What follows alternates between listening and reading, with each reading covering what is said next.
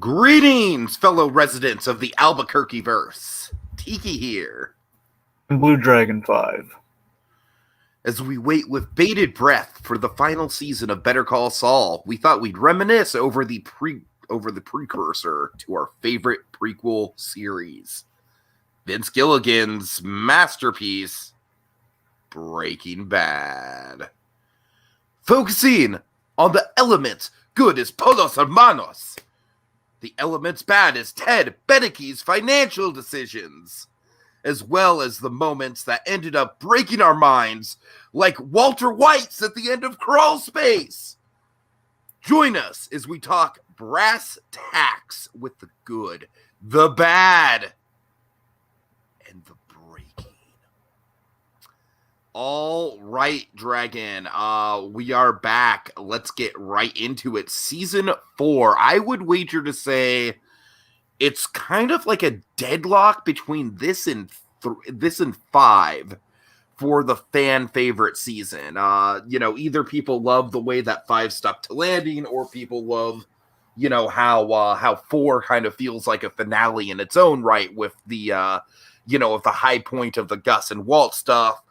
And I would even argue that Crawl Space is a peak of the show that even as great as 5 is in some regards. Like, of course, the biggest champion to Crawl Space, I would argue, is probably the Ozymandias, but we'll get there. But I would say season 4, it's dare I say it's a peak in the show, Dragon. I mean, it's definitely at least in regards to like the high stakes tension and the the larger than life villain that Gus Fring has been built up to be. I mean, I love season 5, and I'm actually interested in going back and rewatching season 5 because of the Plemons of it all, Dragon. As you know, I've been on the Plemons love train. But season 4 definitely kind of feels like it's almost the end of the era in regards to just like the classic Breaking Bad. And season 5 almost kind of feels like, kind of an act 3. I don't know. I'm kind of rambling on this. I'm sorry. But Dragon, my point, season 4 is it's great. I've got a couple issues I can nitpick with it, though, and you know what those are. And I feel like if I were to rank the seasons, I would say 3 and 5 for me kind of rank a little bit higher. But I'm sorry, Dragon, I'm just obsessed with the numbers and the rankings and the tiers. By all means, please give me something that's a little bit more insightful than the ramblings that I'm able to produce this evening, Dragon. I don't know what's wrong with me. Go ahead. All right.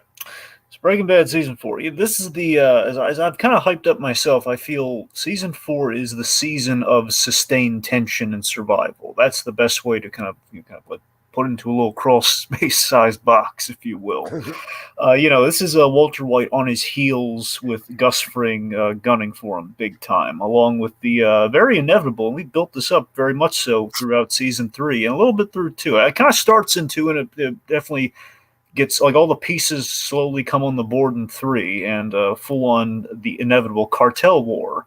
Mm-hmm. On the home front that has finally arrived in full force. It's funny, Dragon. I don't necessarily think we have this exact point in breaking, but just as a I'm sorry, for lack of trying, there's a lot in breaking, folks. I'm sorry. Give me one poster quote, because I feel like I kind of botched my thesis. Dragon, the big magic trick that this season pulls off is that it makes you both actively terrified about Gus Fring and actively terrified for Gus Fring at the same time. It's like, how do they do that? How do they do that? How do they go from us like just wanting this guy dead to just actively just cheering him on and having like a big F yeah moment? Dragon, I'm ready to break it down. Anything else with the thesis? Well, yeah, I was gonna go ahead. I'm sorry. I'm jumping the gun, Dragon. I'm excited. Yeah, I noticed. You jumped the 38 snub. Yeah, I'm jumping the 38 snub. Yeah. So this season, as Steve kind of said, it features an excellent exploration into the motives of Gus Fring. I mean, definitely season 4 very much an excellent kind of companion piece to a lot of the stuff that we set up even further so to this cartel war in Better Call Saul. If you really want to look back all the way, Oh, yeah. I mean, yeah, pre-season 5, this was I would summarize the peak of Breaking Bad's popularity, especially everyone eager to see. Oh my God, they got to come back for one more. We're gonna split in half, but it's gonna be one more. And it was very much structurally different than the past 3 seasons of Breaking Bad, which I think is given the gravity of the situation post the season 3 cliffhanger is very apt. It's very much we're given that Walt and Jesse have dug themselves into like a hole in the desert, so to speak, and they're in trouble. And this season is all about the two of them being in the ultimate mess that we've spent 3 seasons getting them into. And this is the one mess that we can't just have Saul Goodman dig them out of this time. It ain't going to be that easy. All right. So with that in mind, Dragon, let's jump right into the good. Yes.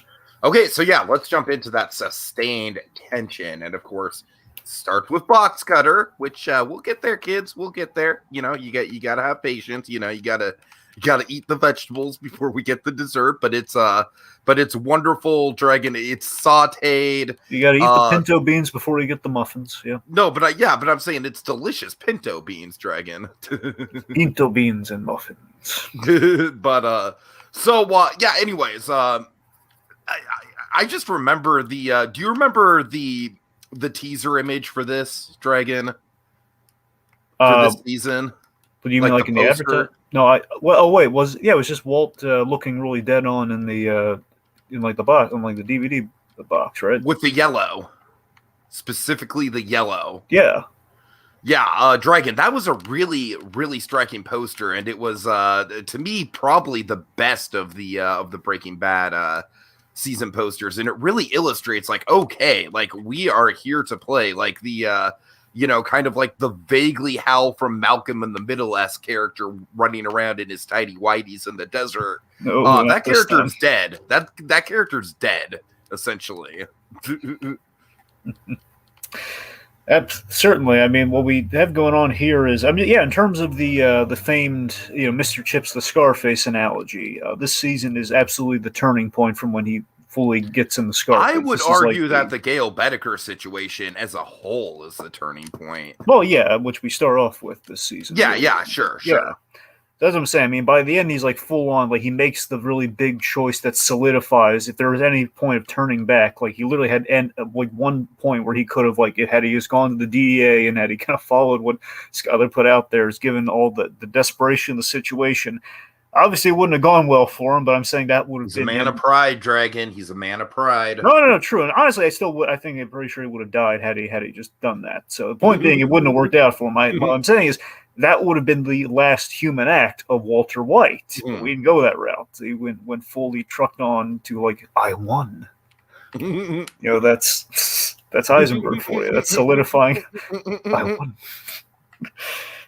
But so this is absolutely, so the whole tension of the whole season is very built upon the chess game between Walt and Gus So it's a chess game of survival. We turned Walt's dream into a nightmare. We literally sacrifice a pawn at the very beginning. Yeah, we do. I don't know if pawn for sure. I'm just trying to think. Gale was important, so I don't know if pawn's necessarily I'm right. not saying Gale. I'm not saying Gale, Dragon. Victor. Right. Oh, right. Oh, yeah. Well, that's only. Sorry, I had to spell it out for you. No. That's it's a good call. You're right. But I'm just saying we also lost Gale. But you're right. Gale would be more important than Victor. That's why you threw me there. You're right. Yeah, we did lose a pawn. Quite literally, Victor. That's an excellent pull. Yeah. So that's what I'm saying. So, and also, Walt has done all this. He's turned his dream into a nightmare in the efforts to save Jesse, which makes this season all the more apropos. Mm-hmm. Which, by the way, I love that puts him. In saving Jesse, he's stepping back into the Tuco days. Out of loyalty, these two guys have been in the ringer with each other. Jesse's in the position of almost killed Tuco, and Hank delivered the killing blow. But it's very much the two of them in the thick of it to save each other's skins, which is going to be challenged by the end of things with Jesse holding the gun yet again.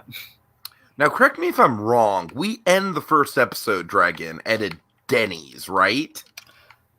You know what? Or am I wrong about that? Well, Is it just a generic diner? We went to a diner. I know. Here's the thing. We mentioned going. Man, to I'm like Denny's. daydreaming about it being a Denny's, Dragon. Okay, I want it to be a Denny's so look, bad. let me be clear about the Denny's tracking. Okay. Okay. we set up Denny's in 4 days out. We were going to go to Denny's. Okay, right. The American institution Denny's, but we didn't because we had stuff in the desert. Always open. You know, Camino, that is not Denny's. I know as much as I'm we sorry. want. Is that IHOP that's always open or Denny's? I'm thinking of the Santa Claus. Well, that's Denny's. Tiki. The whole reason. When I say the institution, I'm talking about the Santa Claus Tiki because that's the line. Oh, right, yeah. So they are always open. Hence the instant. Anyway, the point being, El Camino, that is not Denny's. So I mean, this may or may not be. I don't think it's Denny's, but I'm not going to rule it out. We didn't see the exterior, so I don't. This one. All right, fair enough. Anyway, where was I going with this? All right.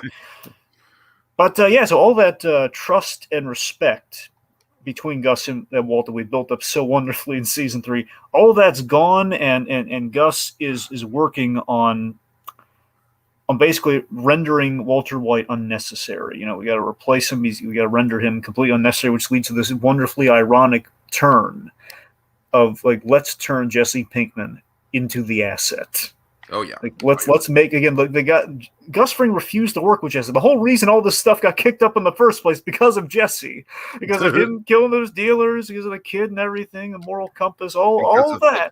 The initial distrust because he was a junkie in the first place. Such irony. I'm going to turn him into the asset to replace Walter White. That's the ultimate screw you to Walt, if you really think about it. You saved him. You saved the man who's going to be responsible for your death. Congratulations. You signed your own death warrant. And we have like great moves along like throughout the season, like the cameras, for example. One of the 2 good elements of Open House, the camera reveal. For the cold open of Open House, we reveal like right, yeah. Yep. Also, I wanted to ask you this. Okay, so Victor obviously doesn't make it through the season. No. I thought he might, but no, I'm kidding. But we get Victor's replacement, who we've seen the two of them working together in Better Call Saul, Tyrus. Yeah, I'm so glad you brought Tyrus up, Dragon. Honestly, my humble opinion, I know it's too late now, but I kind of think I'm tempted. Like I'm tempted to put him in the bad. Dragon. I know, me too. Right? Yeah. Because because the thing about Gus Fring, Dragon, is that even in season 4, there's like somewhat of an element of like, I hate you, but I still respect you. Whereas Tyrus, Dragon, the thing about Tyrus is that he doesn't have the professionalism of Gus Fring. He's all just like, you know, he's just a jerk. Yeah, Tyrus, here's the thing I noticed about Tyrus. I always kind of felt this way, but I really confirmed on the rewatches. Tyrus is so passive-aggressive, man. Oh, God, yeah, he is. He's got, like, resting Tyrus face the whole time. He's like, I honestly think in Better Call Saul, that's like toned down a bit. No, it is quite. I'm just saying, Tyrus actually, that's the thing. Victor had like, some spunk to him. We're like, hey, I can cook the meth too. I've been watching you. Right. He's taking care of business with, he was a guy that Mike trusted. There was some legitimacy with Victor. Sure. Tyrus, there's not some Mike's like, okay, well, there's Tyrus. There's that guy. Yeah, right.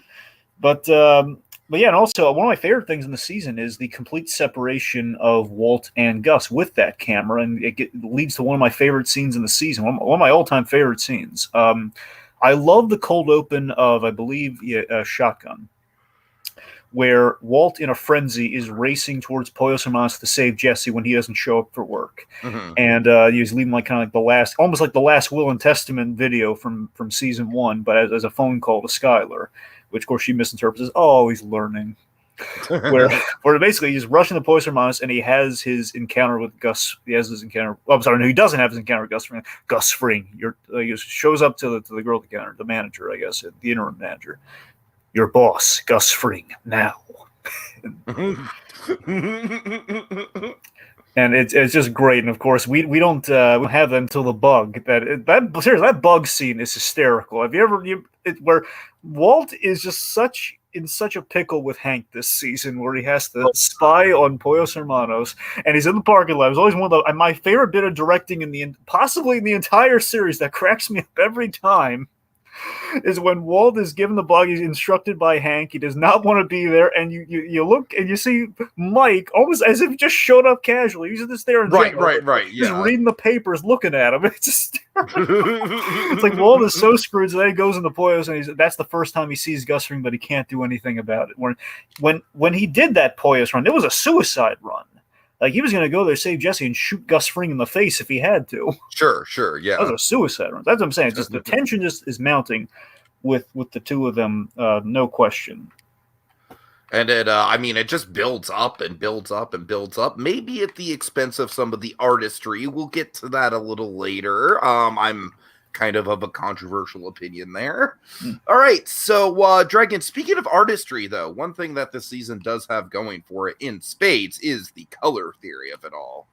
Yeah, so this is something we technically could have brought up, like, at least in season 3, but it's kind of throughout the whole series. But it's really prominent. It's really kind of like in this season. I feel like it shows the strongest. I mean, you already mentioned the yellow of it all, just in the marketing. Right, yeah. So I mean, honestly, like, it's really prominent in 5, but 4 is when it really comes like being like right there. But if you're watching through the beginning, okay, let me walk you through like just an initial color theory. You want to add anything, by all means. Let me just lay out the Walt of it all. Okay, so Walt again with the Mr. Chibbs, the Scarface thing. You have beige, very bland, very boring beige color in season 1, which we then we start him off in that color with the sweaters and everything. Then we go to green being money, and eventually it's going to be recontextualized to power. And then we have blue, which I always attest that blue is chemistry, hence the blue methyl. It's like that's the happy. Yeah, that makes sense. That's content Walt. Kind of like the art in his work. It's like kind of falling in love with the crystal blue persuasion of it all. It's kind of like it's chemistry, it's professionalism, it's also control. So that's blue. And then you have blue. Then you have red, which is red and black essentially are the evil colors. Right. He's evil. Now the yellow. Now you might have a different. I think I come away with the yellow. Of course, red, especially in Better Call Saul, we use the red big time. That red and yellow are criminality and violence. And in Breaking Bad's case, it's more violence. Better Call Saul, there's a lot of blue, too. A lot of blue. In Better Call Saul, we mainly go with red and yellow for criminality, where here it's criminality and mostly violence, too. It's criminality and violence. But the yellow I kind of identify with the lab suits and everything, and that yellow is just kind of like it's being safety. It's precaution. It's profession. It's basically... To me, it kind of like it represents the idea of safety and precaution being turned on its head, kind of. Maybe I'm going a little bit too heady with this, Dragon. Forgive me, but to me, I always kind of viewed it as like, okay, like these lab suits, like, because of course they're front and center in a lot of the marketing. They represent sort of like it's trying to control the chaos, but in reality, the yellow is going to strike out because, of course, the lab suit is very visually like it's almost like a neon yellow, or a mustard yellow. It's a very distinguished yellow, yes, and it's going to stand out, like you said, for the visceral violence that the show is known for, and for the evil. So to me, it represents kind of like the rotten core of like the idea of trying to have some sort of safe hazard in place for everything that they're doing. Let me hit you with this. So just with the yellow addition to the labs, I think you're absolutely on the money. But in addition to that, Gus Fring's main color choice is usually yellow when he's working. It's usually yellow. For the shirts, it's the iconic Gus Fring. When you take like just standard, it's what's in all the training videos. Gus, if you will. Well, I mean, sure, I guess, yeah. But it's very much so basically it's procedure and safety. That's what yellow represents, and it's very protocol-esque, very professional. Now here's the interesting thing I call in the rewatch is that, oh my god, we don't always have the yellow lab suits. What we have is yellow, and sometimes in the more intense scenes like the big Gus Fring scene, orange. Now I would like to equate that to there's safety, and then there's danger. Orange is like the danger color on the old meter. It's the danger. It's like you're entering more and more danger till you get all the way to red. Yeah, exactly. The orange and the black lab suits, which you get into, which Walt will then don. Pretty honestly, the yellow kind of goes away this season on the lab suits. If you really look at it, we had yellow in season 3, and it's all orange. And so 4. It's interesting that like in terms of marketing, the yellow is so prominent. Yeah. I know, it's weird. I think if they wear it like maybe once, but it's traditionally it's orange through the entirety of the season. It's really And also, like the only last thing color-wise I'd mention is that Skylar's colors, especially by season 5, but here I think if you look, they mirror Walt's kind of color scheme, and that she's kind of leaning towards Walt's line of thinking. Like she wears green when she's dealing with the money, Yeah. much like when Walt, is good. Yeah, you see what I mean. Okay, so Dragon, let's go on a road trip, and I call shotgun. It's the Jesse and Mike pairing. You know why, yeah. Dragon? You know why? You know why? You know why? Why? Because we love Mike. That we do. Oh, that God. we do. All right. Honestly, Dragon, the shotgun episode, believe it or not, like on initial watch, I really feel like it's not an episode that really stuck out as far as, of course you're watching and you're like, oh no, the seeds are slowly getting put into place. Don't get tempted, Jesse. Don't do it. But I really feel like it's, it's a slow burn of an episode. I don't even feel like it's a slow burn because there's not really a big payoff with it. It's mostly just like it's almost a bottle episode, Dragon. In regards to just the road trip of it all. But I'm sorry, I don't mean to spend so much time emphasizing it, but it does kind of like set the foundation for everything with Mike and Jesse, not just in season 4, but in season 5 as well. It does become like a big a big bond. Yeah, pairing Mike and Jesse is such a great idea, and also a great way of showcasing the wonderful Jonathan Banks. It's all about that Banks, man.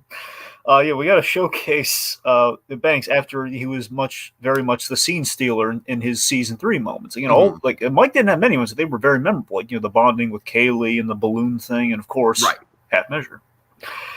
And so we kind of found a way to really work Mike into it again, beyond just being kind of like a generic like Tyrus or Victor level henchman. We made him more interesting. Made him kind of like middle management of the henchmen. Exactly. And we gave him like tremendous like layers and intrigue with a very credible, experienced actor. And the cleverness of Shotgun is it's just this wonderful plot to screw with Walt. And hey, we're just going to take Jesse away from Walt, who we did all this for, just to basically as a power move, just to screw with him. And primarily, for the most part, it was Mike's doing. And that Mike, he dealt with Pinkman, and he kind of saw in this moment where he was trying to put the fear of God in the Pinkman with the 24-hour parties and the whole, the guys, some guy was stealing his money. And Jesse, with his street smarts, which has always been kind of the feather in his cap, but Jesse is a potentially really smart character. He's not, like lighting up. Mm-hmm. And he just had that moment where he called Mike out and like, yeah, I know your little scare tactic. You're not going to kill him. You know how I know that? You put a blindfold on him. And I think Mike respected that. And I think that gave Mike the light bulb of a suggestion towards Gus. And that kind of like got Gus thinking the end game of, okay, I'm going to turn Jesse against Walt. I'm going to have him sign Walt's death warrant. I'm going to have him make the call so I can, I'm not violating my word or my business arrangement. Ergo, everything works out for me. Yeah. And it's just a great bond. I've always had this analogy, especially when we got the Better Call Saul. And I think it's really warranted here now that we have the Jesse of it all. It plays that. And I always have this Godfather analogy for Mike Ehrmantraut. That let's say Mike is looking for kind of a surrogate son figure after his son dies, after Maddie dies, and if you make Mike the Vito Corleone character, the sons would be your Sonny would be Nacho, headstrong but good at what he does. You have Daniel Wormold as Fredo, no question. Oh no. Oh God, I didn't even think about that. That's what I'm saying. These are like sons in criminality in terms of like mentor-mentee, but somewhat son. Again, remember Wormel had the whole father-son thing with the baseball cards, and he's like the embarrassment. Right. So he's the Fredo. And Saul was kind of the Tom Hagen, the adopted legal son. That's a good pull.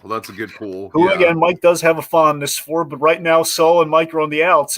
This is so wonderful now that we have Better Call Saul, because now you saw them at their closest. To now seeing Saul is desperately is a little afraid of Mike, especially after season 3 where Mike was about to break his legs. and of course, as I'm getting to here, the Mike, no pun intended, the Michael Corleone. It's Jesse Pinkman, the one I didn't want this for you, but you ended up being the closest and the best suited to take over for me. Essentially, Jesse becomes Mike. But then I mean, Victor's got to be in that equation too. Like he's not really that relevant, but he's there. He's there. Sure. He's also a son figure. Well, I mean, Vaguely. how close were they? He was more like he was a foot soldier. Yeah. But yeah, I it's know. always kind of weird. Wasn't there didn't they insinuate some sort of a history with Mike and Victor? Or am I Well, misremembering? I mean, I'm just saying it's we haven't truly seen them become close in Better Call Saul. We just seen Victor is Gus's guy who's been the intermediary dealing between the two of them. That's all we've really got. Gotcha. Okay. We haven't really seen him get a moment, but I mean, the implication in Breaking Bad is that Mike asked Victor the tail question like, "Did anyone see you?" And then Victor screwed up. So that was kind of the end of that. So that's I mean, I guess it was more of they were definitely co-workers before there was anything really intimate there, I'd say, because he didn't bring him on. It was Fring's guy. Gotcha. So I spent way too much time on that. But you see my Godfather analogy. But the beautiful thing is though, why he's kind of the father figure is that he was there in the aftermath of Jane. He was one father figure. Basically watched that him is a die. good point. Yeah. And Mike was there at Jesse's worst moment to help him through it.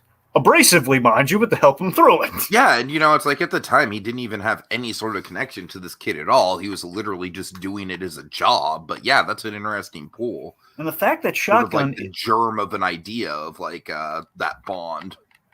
And I love that the whole Shotgun play, like making Jesse a hero in the moment after some fun kind of odd couple bonding between the two of them. You're not the guy. I had a guy, now I don't. You are not the guy. We did all that. The germ there is that there is a bond that does absolutely develop in respect. Maybe that's the line that made me think that there was something of a bond with him and Victor. Again, I think there was a respect for Victor. I don't think it was necessarily like a closeness. I don't know. If you want, I don't know. Maybe you could say. I'm picking at hairs with it, Dragon. It's a moot point. I mean, yeah, he could be the Wormwood figure, but anyway, he could be. Maybe Victor's afraid of because he's dead. I don't know. Anyway. All right. Yep. So yeah, let's get into the Hermanos backstory, Dragon.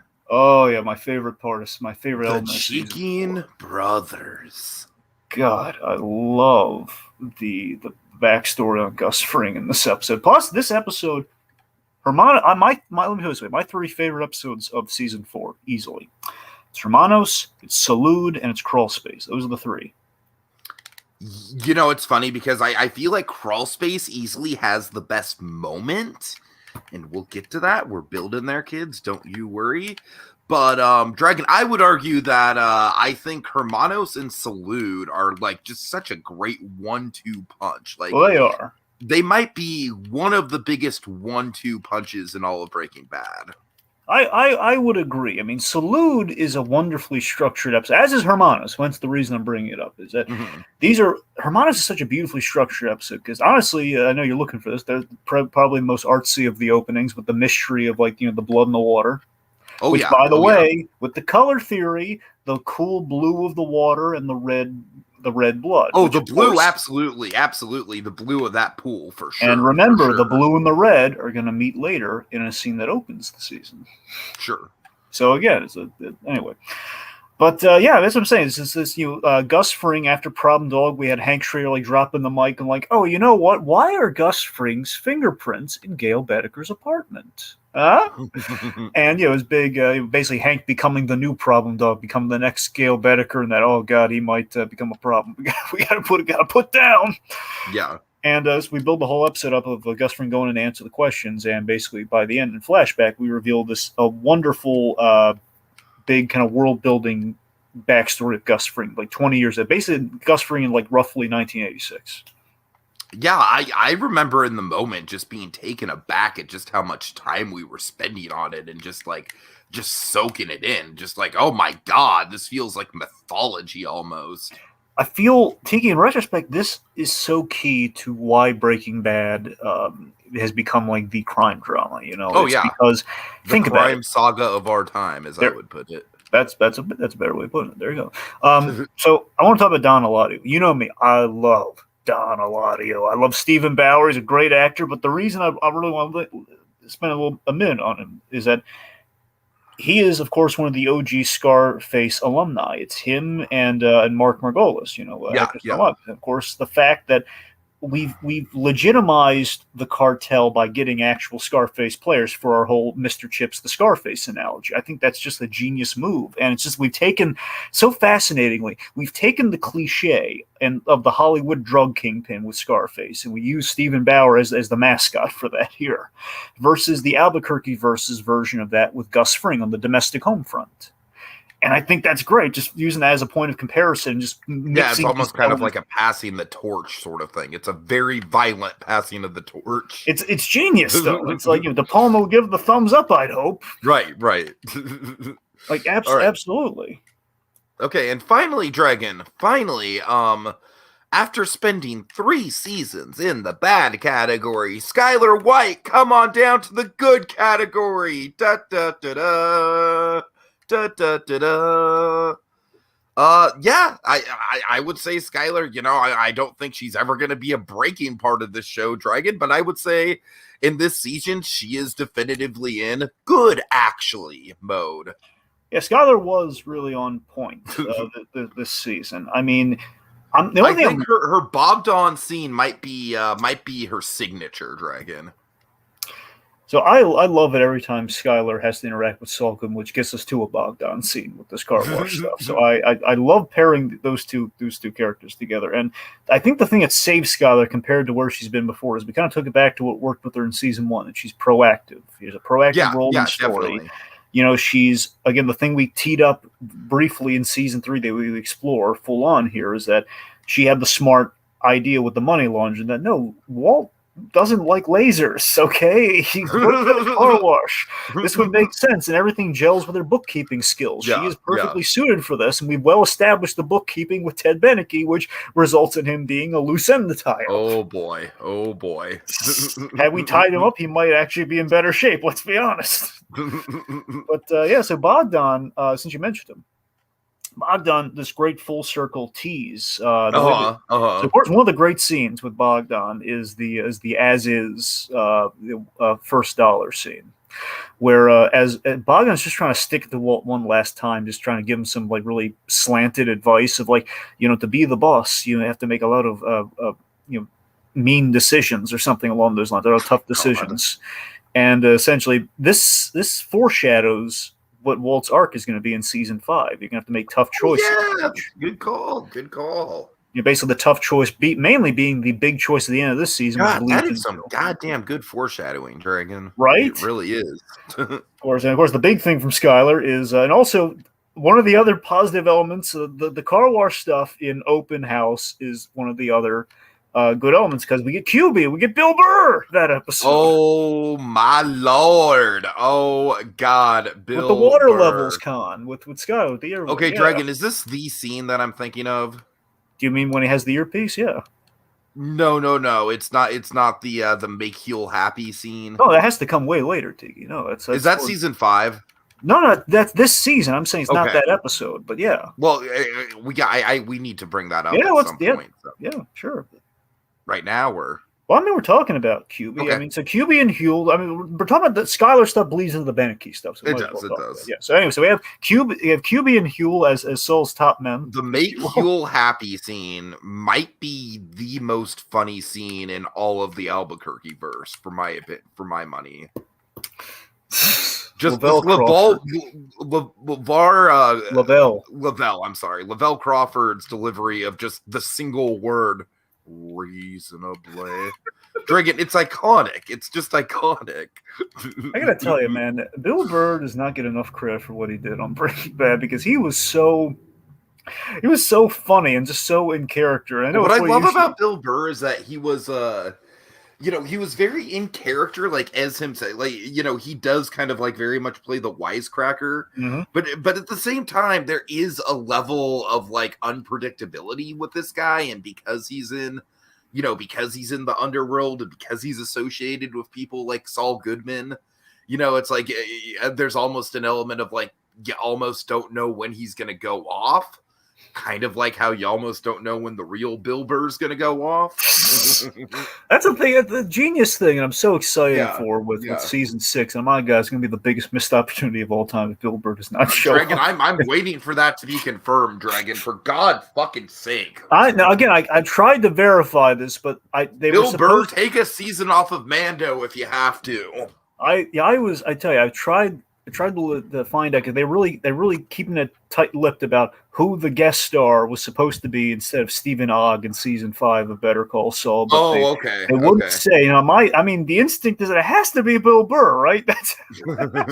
So regardless, because QB being just the streetwise, you're just kind of like the wisecracking guy that he is. That he implied is a guy who's been around who knows how things work. He knows how a guy like Beneke operates. That we have to stay with him for like 3 days so he doesn't cancel the check. There's a guy who's run this con before. A guy's experienced. So he'd be the perfect playmate with a full-on Saul Goodman. So that's why I'm so excited to see that. For sure. Saul's perfect playmate in this world. Anyway, so of course they try knocking some not initially, not trying to knock any sense into Ted Beneke. They're trying to get him to pay his IRS bills, which then leads to the 1,000,000-to-1 shot with the Godfather oranges. Oh my God, yes. Beneke just making a break for it, tripping over his own rugs, and oh boy, just the seemingly dead. Emphasis on the seemingly. But and of course, basically, this is Skylar. She's seduced to the business, much like Walt was in a sense, only like very reluctantly before she realizes at the top of 5 that sometimes violence. She's gonna be a little more traumatized by it, mind you, but it's like sometimes you can't talk sense into people. Sometimes actions have to be taken. In this case, a violent action again, 1,000,000-to-1 shot though. Act of God, but All right. So, Dragon, without further ado, let's go on to... What? Sorry? Is there one more thing? Okay. I just want to get in there somewhere because I've been building up for a while, and I really love this scene. One of the 2 best Walter Jr. scenes in this season, the birthday conversation between him and Walt, which is in Salute, which makes Salute an even better episode. It's great. Just after Walt has gotten into his big fight with Jesse, over the bug. Like Walt has lost everything. It's just the great acting on both of them. I think Cranston really brought out R.J. Middy's performance here. In that Walt fears like he's going to go out weak like his father. He's going to have like that one terrible memory of his father, I believe Huntington's disease or something like that.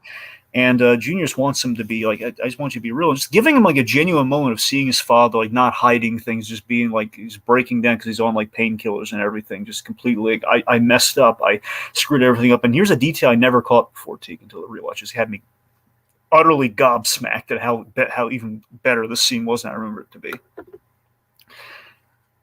Walt, after Junior says, "Oh, I got a new car for my birthday," he says, "Do you like it?" He says, "Yeah." He was lying to make him feel better because they didn't get like the awesome sports car that Skylar basically made him take back, and they blew up in this season. But he says, "That's good, Jesse." Oh, I caught that. Yeah, I completely forgot about it. It's been a while since. But it's like, oh my God, just the tragedy ultimately is that Heisenberg views Jesse as a son more than Junior, because maybe in a sense he sees his father and the weaknesses and the things that have held him back. That's the tragedy of Walter Jr. And we put it on full display in Salute, and it's wonderful. All right. Well, that was a great sentiment, Dragon. Let's get into the bad now. Yeah, let's talk about what sucks.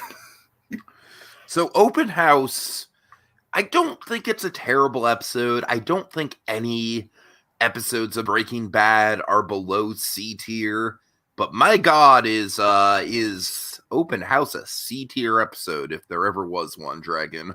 Yeah, Open House. Let me put it this way: Open House is not a deal breaker, but it ain't gonna make the list. I just remember in real time just being, because this season is like well known for being super fast paced, right? Yeah. So, like, this episode sticks out like a sore thumb in terms of, like, okay, we're spending, like just minutes upon minutes at a time just with Marie and this suspicious housekeeper lady. Wait, what? Or the woman, she's not a housekeeper. Yeah, The realtor. The realtor. I'm sorry. I'm got my house. My bad. Fun fact, though, I got to tell you, I'm pretty sure it was the same lady, but I keep looking at her. She looks so remarkably different than she does in Breaking Bad, but it fits perfectly.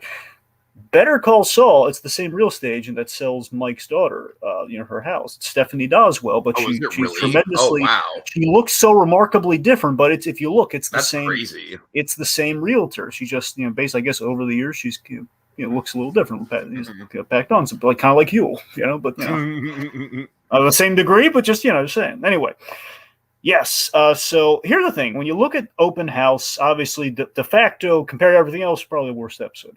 The good parts: Q being the car wash con, and again the open with Walt and Walt flipping off the security camera. Those are the plot elements that we need.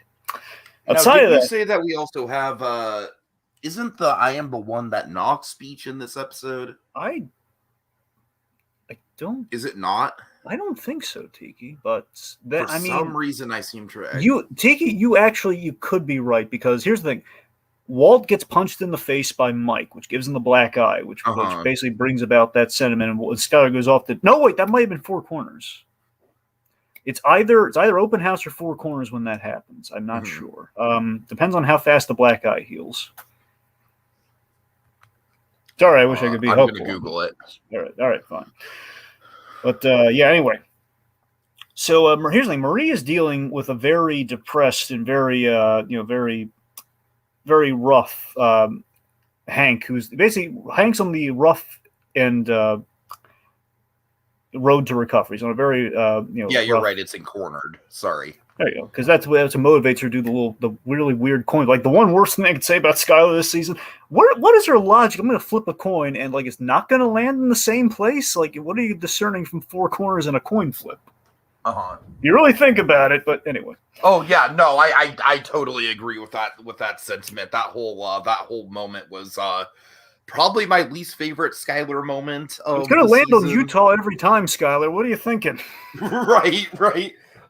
Dragon, that was kind of just sort of like I get the feeling like Vince and company were a little bit too proud of the Four Corners symbolism, like the crossroads symbolism, than they should have been.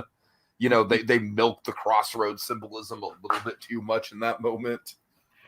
Anyway, so back to the Marie of it. Also, Marie's dealing with Hank, who's on a rough and a very expensive road to recovery that is not going well. And basically, I think Betsy Brandt is doing everything she can. I don't want to say anything negative about Betsy Brandt, because you see a woman who really comes into her own, even as early as late this season. Certainly, yeah, and Betsy Brandt here, I feel so bad for Marie, because Hank is really, he's kind of a prick in this episode, especially before.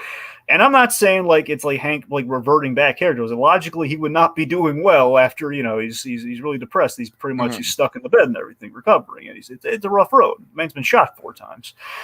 But Marie, she just can't please him, and he won't let her in, because it's a lot of machismo and pride, kind of the equivalent of Walt. And for Marie, her kleptomania is firing up again. I imagine there's a causal, stressful link. When she gets really stressed out by Hank, that would lead to her, being a kleptomaniac. Makes sense. So that leads to the Open House, which I've always kind of taken it to be, she's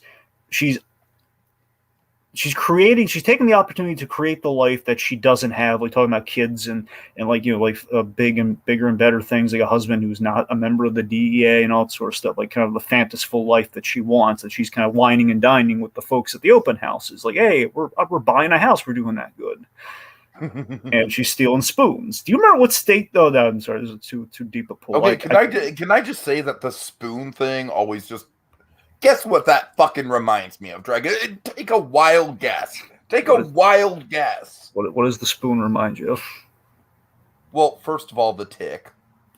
Spoon! But more importantly, Dragon, because it's actually a part of the interior decorating, the room. Oh, God. It's a good point. Right? Yeah. Right. No, it's good. Good. My guess would have been the tick, but I knew it would. But yeah. So yeah, overall, like I said, Dragon, it's C tier. I wouldn't even put it in D tier. Like there's some like it is probably the biggest exploration of Marie as a character, and I feel like while it's not the most riveting TV, it is valid in regards to her development. Well, that's the problem, Tiki. Here's why Open House is at the bottom of the barrel. I mean, just by it's more low on the totem pole.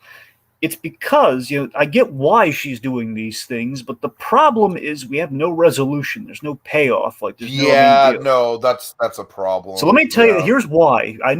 Looking back, I know why we have this. Okay, here's the point of the episode. It's very small, but here's the idea. So this episode, these events happen. Like Marie, she gets into it with Stephanie Doswell over the whole, insults her and you're in trouble. You're in big trouble. And all, she's stealing the spoon. By the way, the whole random Puerto Rico, maybe one day, the whole Puerto Rico spoon. Let's add that to the collection. Right. But this happens. So Hank gets the case from Tim Roberts, who bails Marie out of the situation.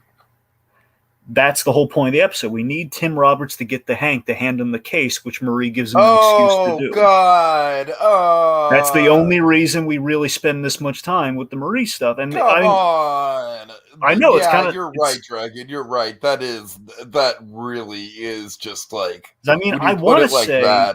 I want to say the grander purpose behind it, and it still was not much. I think it was the parallel, the criminality in the lives of both Skylar and Hank. I think that was the idea, but we never paid it off. We never showed Hank maybe having hesitation during the big confession. We don't tie it into confessions, We don't have, I don't know. I know it wouldn't have made much sense to tie it and just give him what we have, but that's what I'm saying. There was no true payoff of Hank is not given pause, given maybe bending things for Marie at times. We never did that. Right.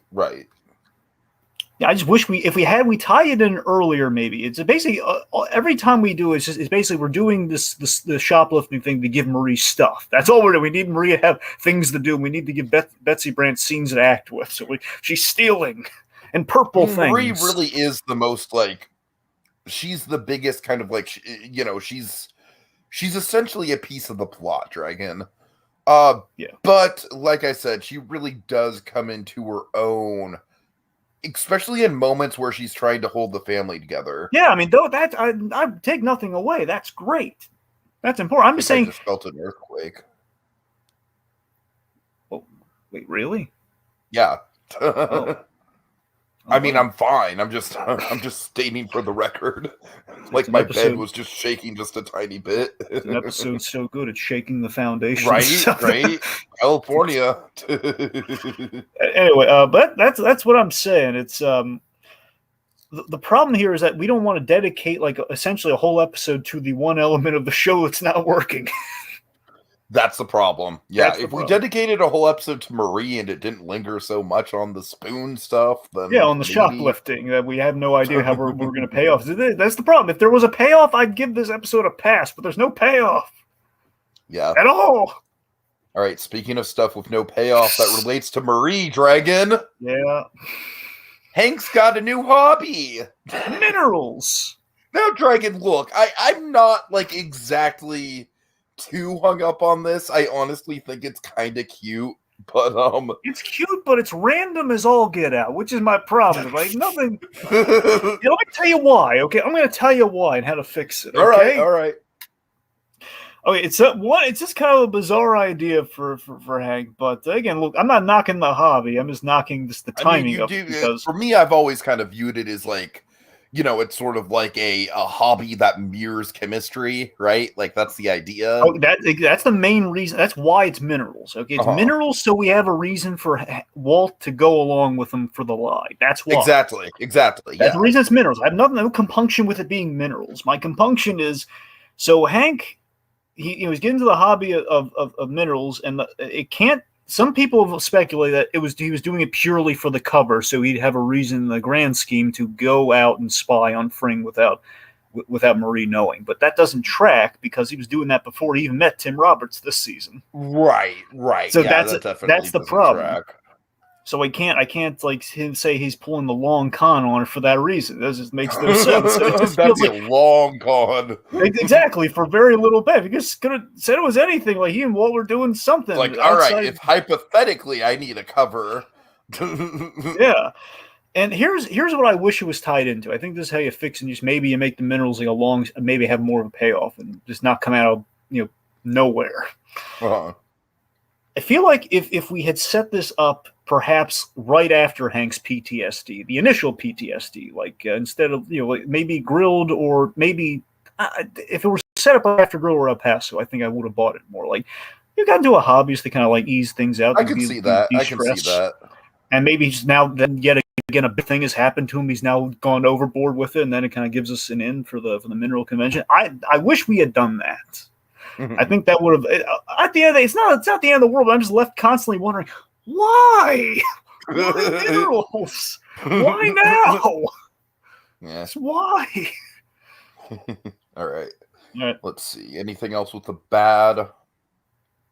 I mean, it's your call. I mean, basically anything beyond this point is nitpicking. But that's what I'm saying. Those are like the actual bad things. Still bad in quotes, but bad.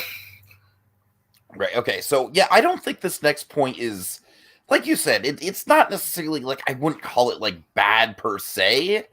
Like it still very much works with the vibe of the season. But I gotta tell you, Dragon, with the cold opens this season, I mean, with Box Cutter, it's like I would make an argument with Box Cutter that it definitely fits in line. It's in good company with the other season cold opens.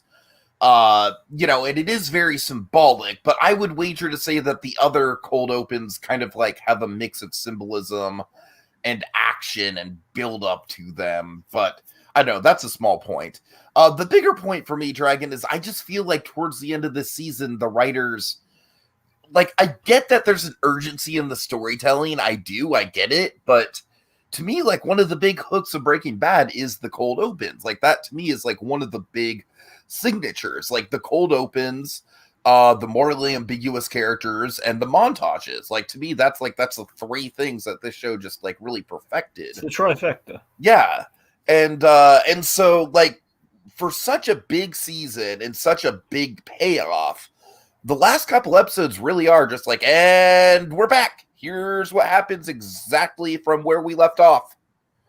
And I don't know, Dragon, like, it's not bad. Like, it certainly doesn't make the episodes any worse, per se, but I do think that a good cold open makes an episode memorable. Like, I will argue that I think Dead Freight is arguably a top 10 episode specifically because of how they use that cold open. Like, that cold open is just a fucking gut punch. So I don't know. Like, I don't want to say it's lazy per se, because I get that it was a choice. It wasn't necessarily like, nah, we don't feel like writing a cold open, right, look. Let me meet you halfway on something. Okay. So here's the thing. I've been looking at it. I've kind of realized something.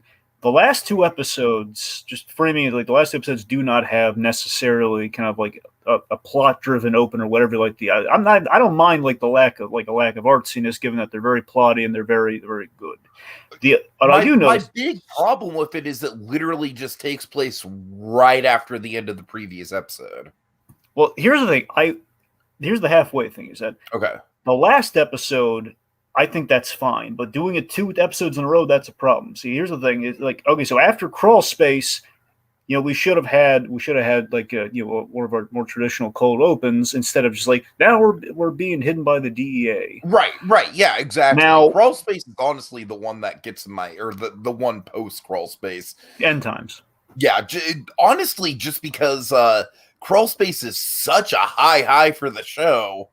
And you're just like, okay, what are they going to do to pull? What are they going to do now? What's the cold open going to be? In all fairness, and it's literally not a cold open. In all fairness, maybe that was their logic. Like, how the heck do we top that? Right, that's fair. That's fair. And that's what I'm saying. Like, for me, I think ultimately I have no compunction with the last episode not having cold open because of how ratchet up the whole 10th season is. Like, Walt just had Fring and he didn't take the bait. Uh-huh. Now what the heck do we do next? Like that, for example, the whole tomes of Breaking Bad, that one to me is more forgivable than the end times one. Like, if you had one exception, that would be absolutely your I'll meet you halfway there. That's what I'm saying. Yeah. Sure. Okay. Okay. All right. So All right. let's talk the really good stuff. Let's talk the mind bending stuff. Let's talk about what's a better word I'm looking for here. Ah, yes, the breaking. Okay. God. Oh, jeez. We have to build a crawl space. I want to talk about crawl space. We're almost there. We'll be quick. So we got, All right, box cutter. Okay, box Dragon, cutter. I love box cutter, but to me it almost feels like an appetizer to crawl space. What's wrong with an appetizer? Anyway, So I have an interesting thought for box cutter, Dragon, and Okay. tell me if you agree with this. To me, box cutter was the moment where the violence went from kind of visceral and pulpy to disturbingly realistic. that's a good way of putting it. I'd agree with that. I mean, granted, we still have Face Off, right? Like, Face Off is like the most pulpy that this show's ever gonna get, no question. But like I feel like something like Box Cutter, the slow bleeding out, definitely directly leads to the moment in Hermanos. Mm-hmm. Like, I feel like it's almost a direct link visually, right? Unequivocally. So again, the link being, we have the cools of the room. That basically Walt and all of other characters, everyone but Gus is in blue, and we have the red floors of the super lab, and Gus wearing like the orange and everything, and of course the red of the blood. It's against the reds and the blues meeting each other, which is very inspired visually by the Hermanos opening and the big Max Arciniega of it all. But like I said, just the slow, like it's not even that big of a wound. That's what really kind of gets to me about the whole thing is that it's not like a full on it's not a Colombian necktie or anything. It's right, it's a nick where it needs to be for slow agonizing bleed. That's a K and B bleed there, man. Right. So let me tell you two things about box cutter I want to say. So one, I love just the box cutter opening of it all, and that we that whole opening outside this the visual, it's a box cutter, what does it mean? Which of course basically inspires a whole litany of the Better Call Saul openings, in that we just take this kind of ancillary, just seemingly innocuous object or word that we will then kind of give you kind of a double entendre to, or we'll give it extra meaning, and then we'll have a big reveal, that's why the episode's called that. So that was kind of the beginnings of that, which definitely bled into Better Call Saul. But that opening is all about one last look at Gail Bedecker before we make fun of him. Obviously it is. Yeah, obviously that's the point. But I love here's the thing: we see Gail's kindness, but here's the thing: Gail signed his own death warrant with praising. No, I get all that. It is a good opening. I'm just saying it's not. I just don't think it's as iconic as something like The Cousins. Well, I'm saying there's a lot of iconic stuff, and that's the breaking category. All right, fair enough. Also, that just Gus Fring for 10 minutes. That scene is 10 minutes of Fring slowly. Is it really 10 minutes? I timed it out, Tiki. It is Holy 10 minutes shit. from when he walks. Oh my God. 10 minutes of silence until Dilly says get back to that. Work. Oh, can I say something about that? Can I say something about that really quick? Go on. Just a minor tweak that I've always had. I'm not even sure if I agree with it anymore, but I've always thought what if he just said nothing?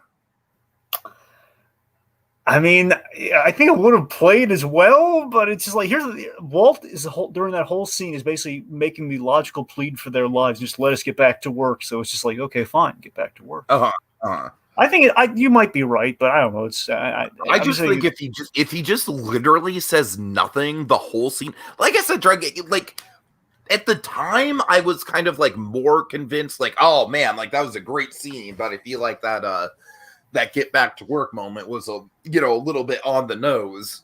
Again, the message of it all being really operative and really important. We killed Victor to send the message of screw up and outlive your usefulness. You are going to die very slowly and very painfully. I get that. Yeah.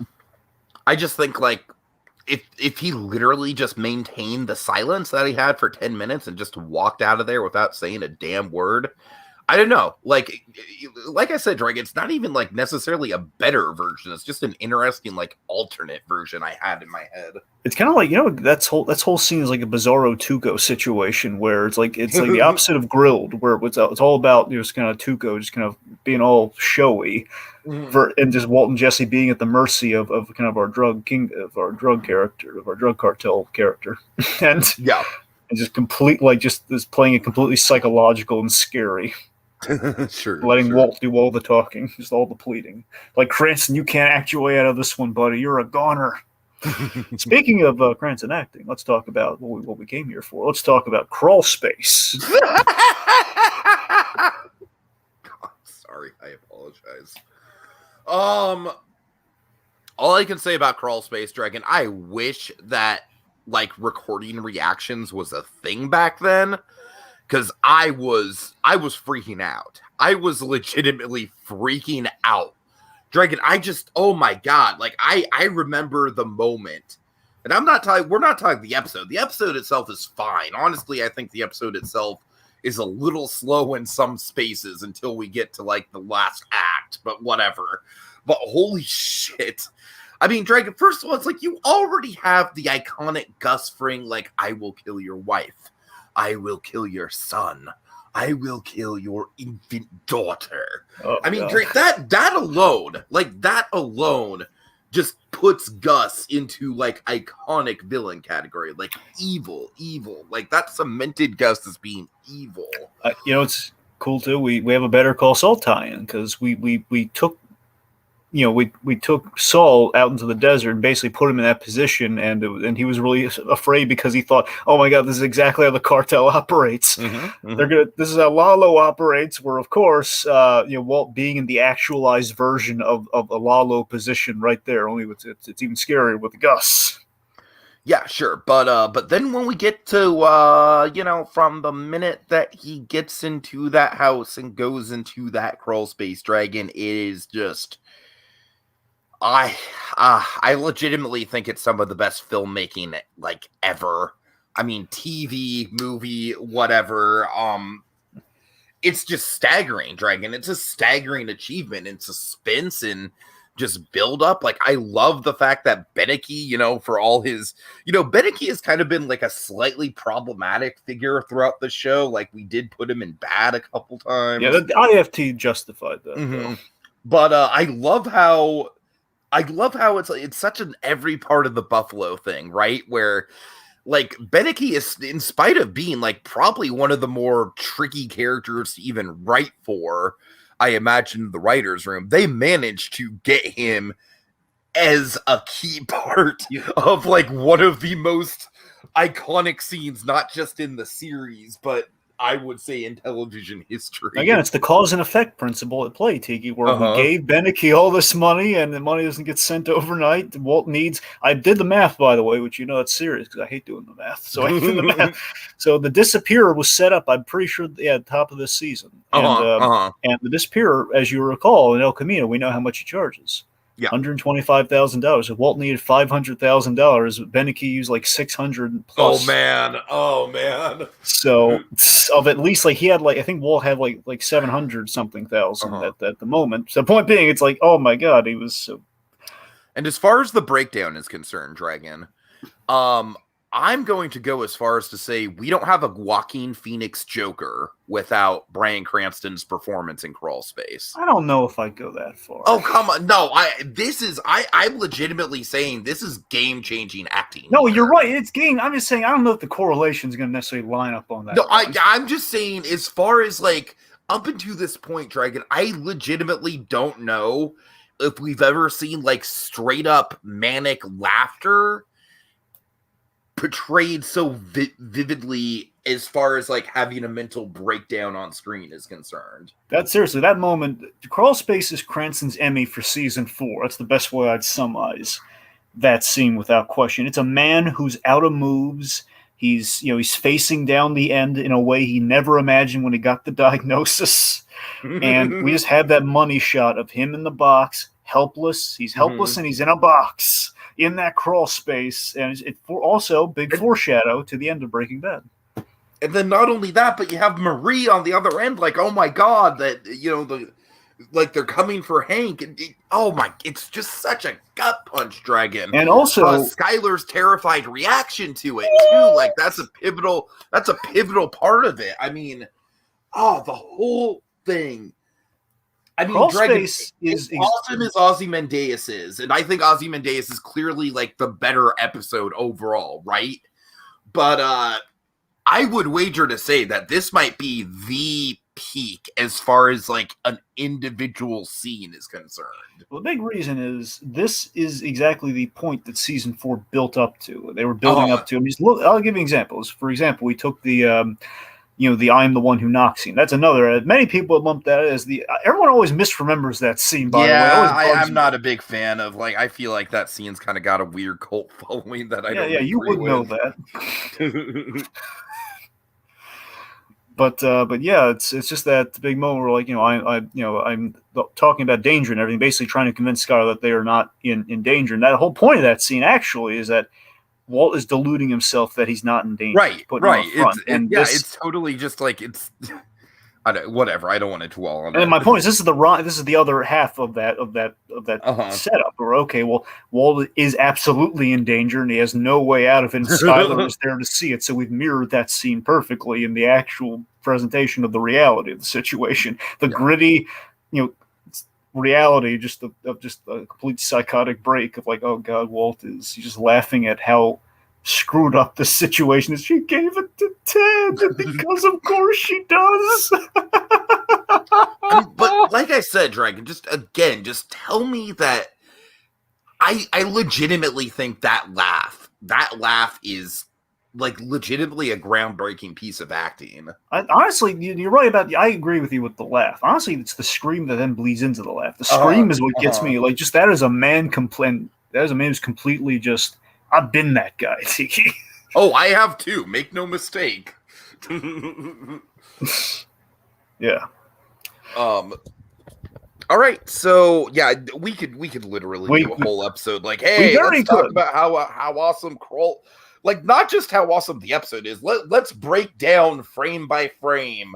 Literally frame by frame with the ending, with Dragon, honestly, it would not surprise me in the slightest if we do exactly that one day. We could. I know we could, and I'd honestly be down. Let's talk about one of the other just iconic moments in the. Let's talk about Salute. My God, I love everything about Salute, the whole episode. But let's just mainly the big Salute moment, the big the big coup d'etat, the big plan. I mean, just everything about it is just framed so great. Like I said, Dragon, this is the opposite end of the crawl space of it all, where it's like the crawl space is Walter White's low of lows. This is Gus Fring's high of highs. And of course, the way it goes that Salute precedes that. So it's like literally as Gus Fring's at the height of his power, Walter White is out of moves, and he's in the gravest danger possible. Gus Fring has nothing to fear now. I love how this episode, it's like I said, it pulls the magic trick where it's like, this episode makes you think that Gus Fring is just a total badass. I mean, I don't know how else to phrase it. It's just like, this is Gus Fring's masterpiece of a 20-year revenge plot against the cartel. I mean, he poisoned the Saphir and Yevo. Yeah, and like I said, it pulls off the magic trick of like at the end of the episode when Gus's life is kind of hanging in the balance. You're like, oh no, Gus. How did they do that, Dragon? I'm to this day I am still amazed by that. I say we achieve that because of Hermanos. It's the binary compound. Sure, Hermanos and Salute absolutely make the perfect chemical mixture. That's what it is. You have Max Arsen-Yeager's, again, literally Fring's whole thing with Jesse and everything is that I see things in people. The original person he saw things in was Max. He had a true friendship, a loyalty, and he basically he invested in him. He paid for his college using his Chilean whole Chilean national bona fide and everything, and they built something together. And just that traumatizing murder leads to one of the best runners that we're going to talk about by the end. That I believe in our next point here is the whole look at me runner. Mm. It's just we paid off that trauma so like before the big poisoning goes down, Gus Fring is looking at that pool, thinking back to when his life was filled with nothing but revenge, like a 20-year plus long con of revenge. Oh yeah, against Eladio, and Eladio was in the pool. The ultimate payback for him bleeding in the pool. It's great. It's genius, and Mike strangling guys, and also I completely forgot about this. We killed the last Salamanca before Tio, before Hector. that Oh yeah. Jesse shot. Again, we set up the whole Jesse playing the shooter games and the whole Jesse becoming competent with the gun since Gale, in him shooting Hector Salamanca's grandson. Genius. So speaking of Salamancas, let's talk about the bomb, aka the two sides of Gus Fring. Yeah, Dragon, this is great. It's obviously iconic, and unfortunately, I did have it spoiled before it aired. Like, I unfortunately, Well, did you know he was gonna die though? I mean, yeah, I pretty much figured it. I'm just saying, wouldn't it be shocking if we went the actual Nolan route where, oh god, he's alive? I will say that was the one part of the spoiler that they held off on, was the fact that the tie adjustment. Yep. Like, I've had a couple things in the show spoiled for me. Like, specifically, like, one of the things I remember in season 5, Entertainment Weekly just blatantly, like, when season 5 was coming back, like, they were blatantly like, oh, the return of Breaking Bad starts with an old woman dropping oranges at the site of a bearded Heisenberg and his former residence, now covered in graffiti. I'm like, really? Fucking really? Yep. Really? You just blew the cold open for me, Entertainment Week. I still haven't gotten over that, Dragon. But anyways. Tiki does not like Entertainment Weekly. So, in spite of them being a tradition at the airport, as you know. All right, so yeah, so of course we've always set up. We've avoided like the classic meth lab explosion for God knows how long. So of course we have bombs and meth lab explosions in season 4.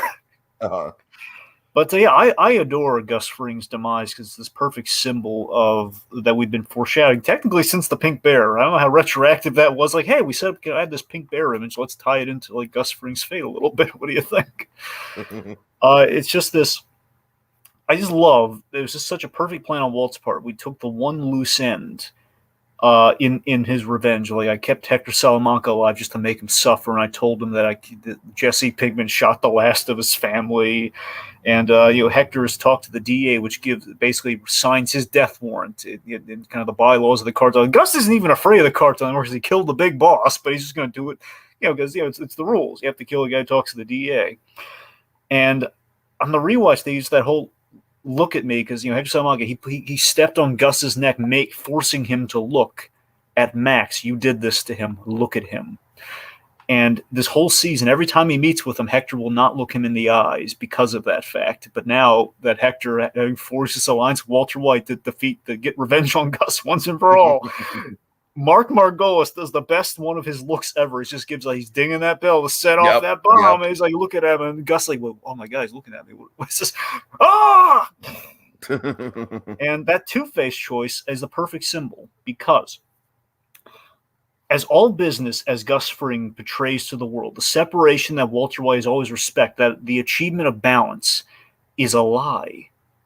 It's a lie. Everything Walter White has aspired to and continues to aspire to for season 5, the ugly truth is revealed that yes, from one angle it looks like he's straightening the tie, he's going to be fine, but the symbol of his revenge, of that 20-year revenge, we've exposed Gus Fring's hypocrisy of I'm all business, but deep down the personal stuff is influencing my decisions. It's a perfect symbol. Yeah, my favorite part of the moment itself is just how you don't see the damage on his face until after the people in the nursing home react to it. Exactly. That was a great directing choice. It was. I'm sorry, Dragon. You said pretty much all there could possibly need to be said about the actual symbolism, but yeah, stylistically, it's also very cool. All right. Right, and then the gobsmacking kind of like ... at the end of things. So after I love how this cliffhanger is like, it's so subtle that you don't even really understand how big the implication is until you start to think about it for a minute. Yeah. Like that is a really cool, like, it's such a clever, because of course the season 3 cliffhanger was so of the moment, right? It was so immediate. And this cliffhanger, man, it's all about the aftermath and maybe not even the immediate aftermath. Yeah, so the lily of the valley of it all. It's just this utterly risky gambit if you really think about it. So things are actually going really well for Jesse. He's kind of built a bit of a family with Andrea and Brock, and everything's going gangbusters for he's in Gus's good graces. He thinks Walt has just kind of left he's basically been fired or like given a severance package or something. Little does he know about the big I will kill your infant daughter. Right. Of it all, but it's this risky gambit of turning Jesse against Gus by just going in there and basically letting that gun be pointed at his head. And think about it, Tiki. It's not Jesse figured out his con in that scene. He said, you had like Goodman, he had Huel get the ricin out of me. He had him pickpocket me, and Walt sells the lie in that scene with his desperation, his willingness to die, that's the only trump card that Walt has, having stared down death. It's the only move that he has left, and it works perfectly in his favor. His manipulation of Jesse, it's just truly it's fascinating. And then Walt crosses the line that even Gus Fring debatably would not cross. Think about it. No, I totally agree there. Yeah. It's a perfect lie, too, because Jesse has enough to absolutely believe him that he just saw Gus Fring poison a whole compound of people. Right. The whole reason they were in this Gail Bedecker situation in the beginning is that he blamed Gus for Tomas getting killed. So absolutely, things perfectly line for him believing that Gus Fring would have poisoned Brock. It's a genius. It's a genius kind. I love that the 38 snub sold by Lawson the Gun Guy, by the way, Jim Beaver. I want to get that in there. The 38 snub pointed. I love every time Walt is soul searching. He goes to the pool to throw matches in it or spin his gun around the table, and it points to his solution. He makes the big Heisenberg choice for his own survival, for the betterment. It makes kind of like it's like less a Jane. Jane was a circumstance that he just chose not to act, and this is Walt deliberately doing something. He's complete. Walter White is gone. Heisenberg reigns for season 5. Yeah, absolutely. All right. Yeah. Okie dokie, and so we come to the end of it, and I am excited to get to season 5, Dragon, because like I said, I feel like season 5 has arguably like the best run of episodes in the entire show. It's got my boy Jesse Plemons. Trading one Jesse for another. Yeah, right. That guy's gonna win an Oscar, Dragon. I'm telling you now, that guy's gonna win an Oscar one day. Looking forward to all that. Final thoughts on season 4. I would still rank it below season 3 and season 5, Dragon. I really would. It's great. It's got a great clip to it, but I just think like between the cold open issue with the last couple episodes, which may or may not be a nitpick, I don't know. And then of course, obviously, like some of the slower pacing with open house and a couple other moments, but other than that, it's fantastic. I just think that season 3 and season 5 are a bit more unconventional, and I love the unconventional. So that's really where I'm coming down on it. I feel like this probably is the most linear of the seasons, and there's nothing wrong with that at all. It's just not really, it's not really what I gravitate to with the show. Because it is very much just kind of like a much more straightforward narrative than say even a season 2. Although I'm not arguing that it's a worse season than season 2. Don't get me wrong. It's a far better season. There, as far as I'm concerned, Dragon 3, 4, and 5 are kind of like they all kind of have a significant jump up from 1 and 2 as far as I'm concerned. Anyways, final thoughts on your end. Well, to my end, look, this is not my personal go-to season, but undeniably well-told story. Sans, one episode with open house. Let's be honest. Anyway, it is literally just cut that episode out for the most part. That's the thing. Outside of literally QB, just edit the just edit the Walter, the Walt cold open with the camera into another episode, which wouldn't be hard to do. Yeah, that and we need QB in there. Right. Well, again, I don't think that it'd be that hard to edit QB into another episode. Sure.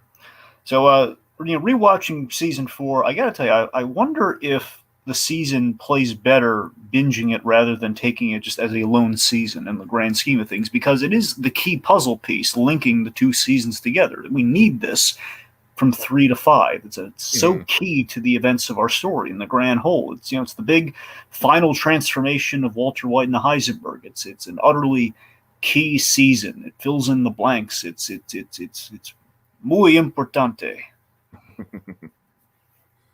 Oh, righty. So, well, folks, the highs worn off, and much like Walter White, we're out of time. But have an A1 day in the land of enchantment. Until the next visit to the Albuquerque verse, when we talk the good, the bad, and the breaking. There's no way that door's $20,000.